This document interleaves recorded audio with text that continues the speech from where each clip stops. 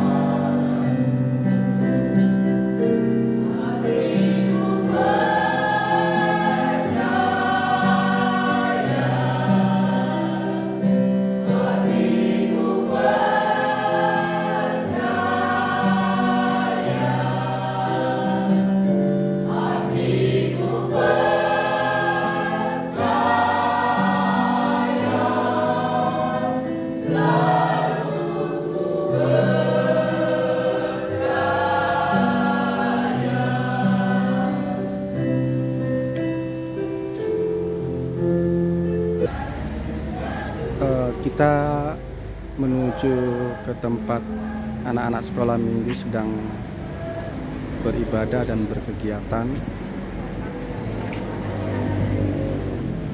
Ya, ruangannya memang perlu perbaikan, tapi tetap semangat beribadah.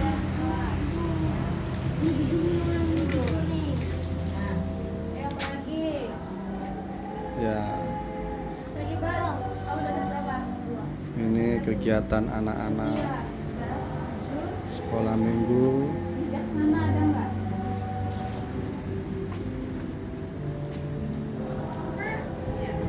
Mereka sedang mengerjakan tugas.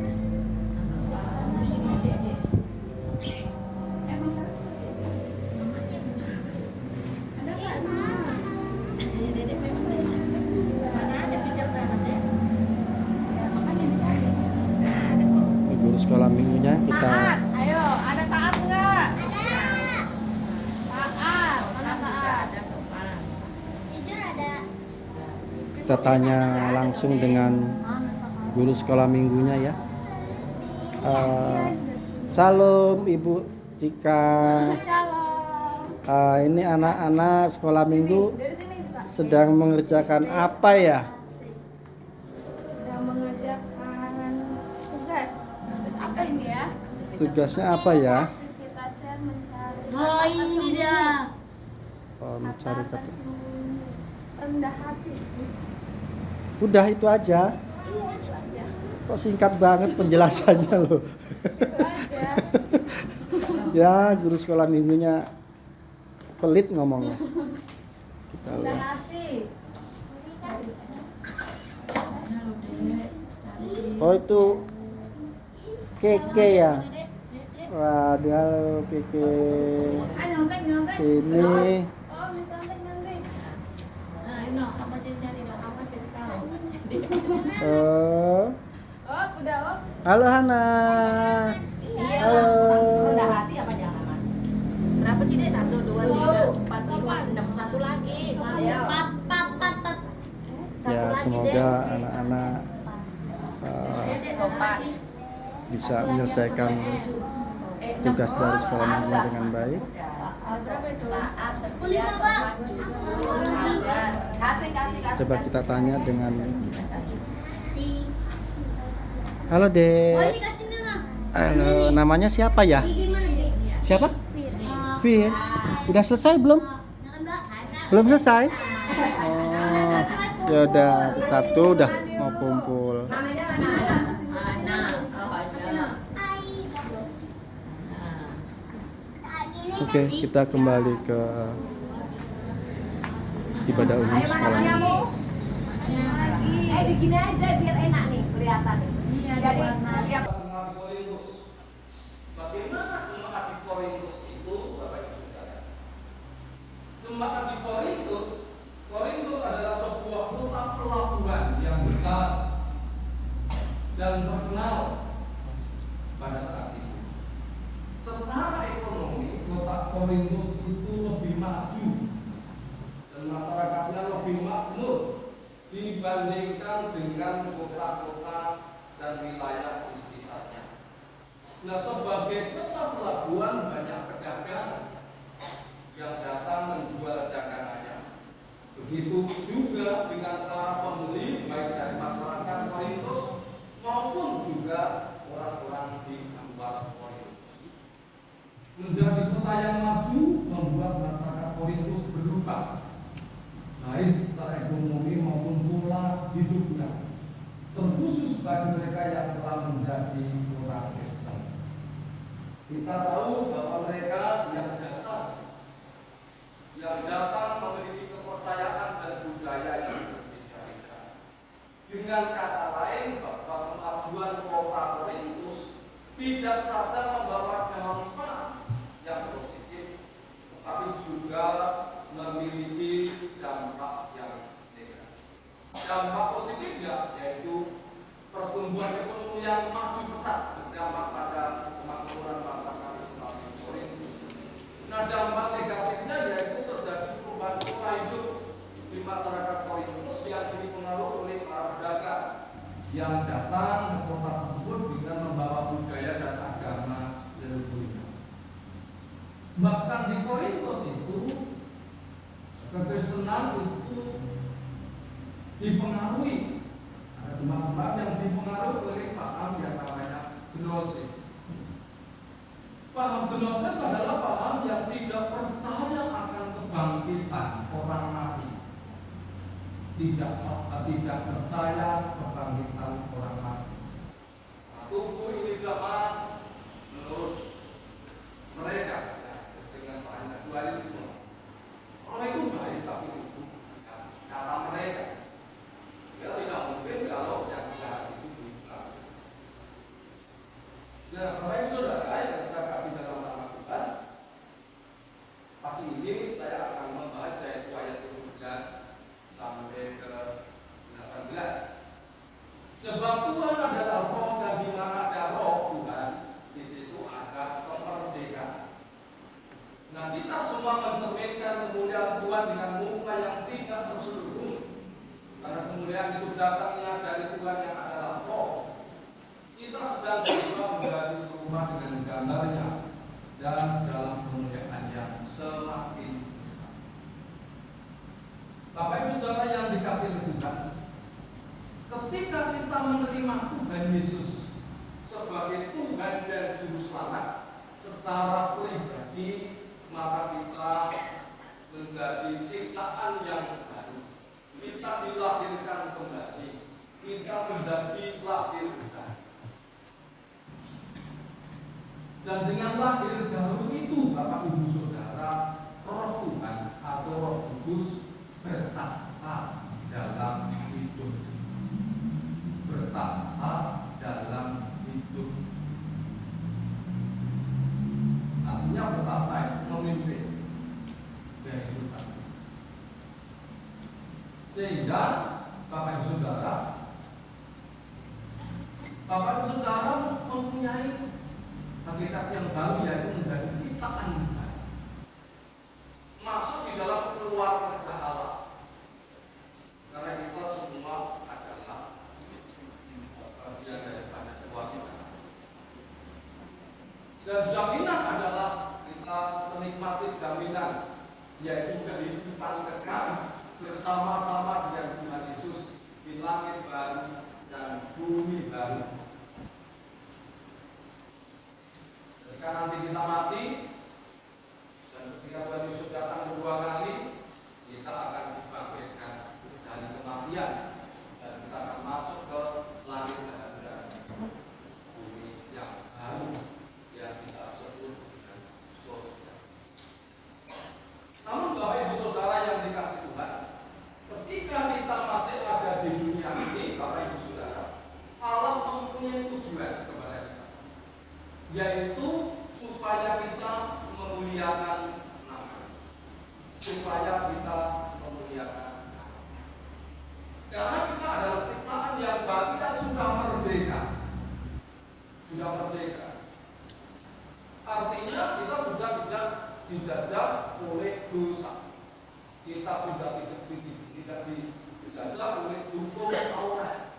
Tetapi kita hidup di dalam anugerah, yaitu anugerah di dalam Kristus Yesus. Saudara dan saya adalah orang-orang yang merdeka. Oleh sebab itu dikatakan sebab Tuhan Allah adalah Roh. Di mana ada Roh Tuhan, di situ ada kemerdekaan. Ketika saudara dan saya percaya menerima Yesus sebagai Tuhan dan Juru Selamat secara pribadi, Roh Tuhan ada dalam kehidupan kita sehingga kita memiliki kemerdekaan. Seharusnya kita sudah merdeka dari rasa takut. Seharusnya kita sudah merdeka dari rasa benci. Seharusnya kita sudah merdeka dari rasa dendam. Seharusnya kita sudah merdeka dari rasa kekhawatiran dan sebagainya. Memiliki hidupnya. Sehingga tujuan kita adalah hidup kita adalah memuliakan Tuhan. Jadi melalui hidup kita kemuliaan Tuhan itu terpancar. Arti kemuliaan, mulia itu artinya tinggi, luhur, bermutu. Artinya hidup kita juga memiliki sesuatu yang luhur dalam hidup kita, memiliki nilai mutu yang baik. Nah, bagaimana supaya kita tetap memancarkan, mencerminkan kemuliaan Tuhan itu di dalam kehidupan kita, seperti ibaratnya lampu. Lampu itu akan memancar kalau lampu itu selalu terhubung dengan pusatnya, yaitu arusnya. Dan ketika kita selalu terhubung dengan pusatnya, yaitu Tuhan kita Yesus Kristus, maka kita pun akan, sehingga kita hidup bisa mencerminkan kemuliaan Tuhan. Nah, Bapak Ibu Saudara yang dikasihi oleh Tuhan, nah bagaimana kita memuliakan Tuhan? Barren menulis di dalam bukunya Word of Life, kita bisa mendatangkan kemuliaan Tuhan melalui dengan kita menyembahnya, melalui penyembahan, melalui menyembah Tuhan. Nah, menyembah Tuhan itu bukan hanya memuji dengan pujian, bukan hanya mendengarkan firman Tuhan, bukan hanya berbakti di gereja, gereja, bukan hanya bersekutu, ya, bukan hanya ikut doa dan sebagainya. Itu juga harus. Tetapi penyembahan itu lebih jauh, yaitu bukan hanya sekedar memuji, bernyanyi, atau berdoa berdoa. Penyembahan adalah gaya hidup yang menikmati Allah, menikmati kemurahannya, menikmati kehadirannya, menikmati topangannya, menikmati perlindungannya, menikmati kasihnya, menikmati berkat-berkat melalui ucapan syukur, melalui ucapan syukur, dan mengasihinya, dan memberikan diri untuk dipakai untuk tujuan-tujuan daripada tujuan itu melalui kita. Yang kedua, kita dapat memuliakan Tuhan dengan mengasihi orang-orang percaya lain dan juga orang-orang mengasihi sama orang-orang. Karena kita adalah sudah menjadi satu keluarga, yaitu keluarga Kristus, maka saudara dan saya harus mengasihi orang-orang percaya lain. Walaupun mungkin pandangan hidup kita berbeda, walaupun mungkin ada perbedaan dalam hidup kita, tetapi kita harus tetap mengasihi satu yang lain. Karena kita keluarga, dan kita suatu saat juga akan terus bersama-sama, akan terus bersama-sama sampai akhir hari dan dunia. Lalu yang ketiga, yaitu kita dapat mendatangkan kemuliaan Tuhan, atau kita dapat mencerminkan kemuliaan Tuhan di dalam hidup kita, yaitu dengan menjadi seperti Kristus. Menjadi seperti Kristus artinya hidup kita bukan hanya dilahirkan kembali, bukan hanya lahir baru, tetapi Bapak Ibu Saudara, kita harus mengalami kedewasaan rohani. Kedewasaan rohani adalah menjadi serupa dengan Kristus di dalam cara kita berpikir, kita merasa, dan kita bertindak. Berpikir, merasa, dan bertindak.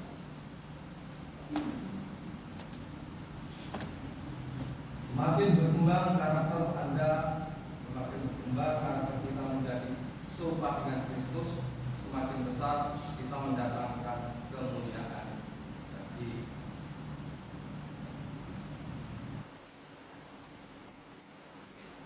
lalu kita bisa mendatangkan kemuliaan Tuhan, atau kita bisa mencerminkan kemuliaan Tuhan di dalam hidup kita, yaitu dengan cara melayani orang lain dengan karunia-karunia yang kita.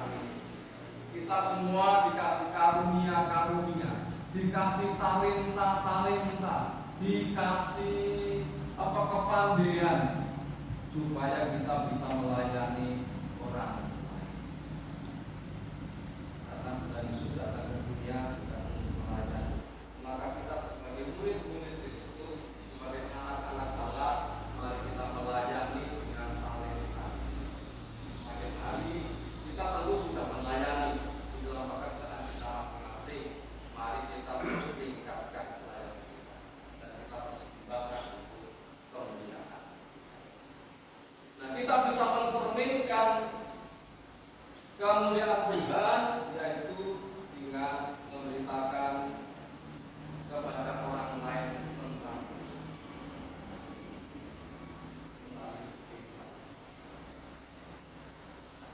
Percaya Tuhan menciptakan kita untuk kita menjadi saksi, supaya menarik orang lain. Kristus itu hadir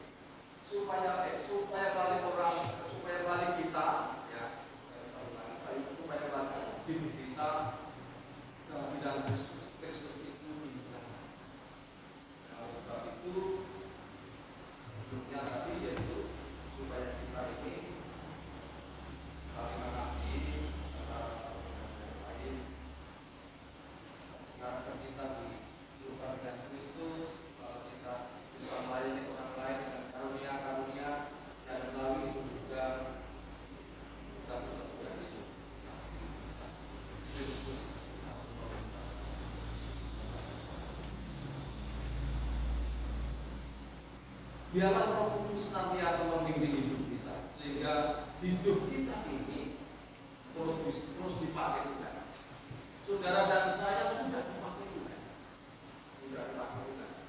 melalui pelayanan saudara di pekerjaan saudara masing-masing, melalui pelayanan saudara di masyarakat, melalui pelayanan saudara di gereja. Tapi mari terus kita minta bimbingan terus supaya kita terus dipakai oleh Tuhan saya halal, sehingga hidup kita terus memuliakan. Amin.